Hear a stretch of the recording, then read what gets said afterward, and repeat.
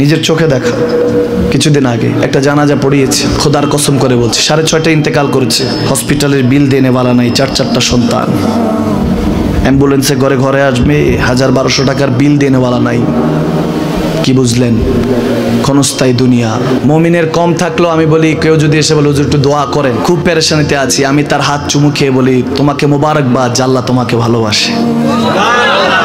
পেরেশানি তো মালিক দেয়, এই জন্য এটা রহমত মুমিনের জন্য। পেরেশানি দেয় যখন ফেরেশতারা বলে আল্লাহ চাইতেছে চাইতেছে, টাকা পয়সা চাইতেছে, বলে এটা কি? বলে ফাসেক, দে বিদায় কর, বিদায় কর।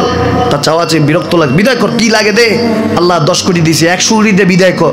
মুমিন যখন চাইতে থাকে আল্লাহ আমাকে কিছু লাগে, যখন একটু করে চায় আমার মাটাকে সুস্থ করে দাও, বাবাটাকে, আল্লাহ আমার স্ত্রীকে, আমার আমাকে একটু তৌফিক দাও, চাইতে থাকে মুমিন। আল্লাহ বলে যখন ফেরেশতারা দেখে মুমিন চাচ্ছে, দেরি করতে পারে না, তাড়াতাড়ি খাজানা নিয়ে দিতে নেবে, আল্লাহ বলে রাখোস না, এত তাড়াহুড়া কিসে?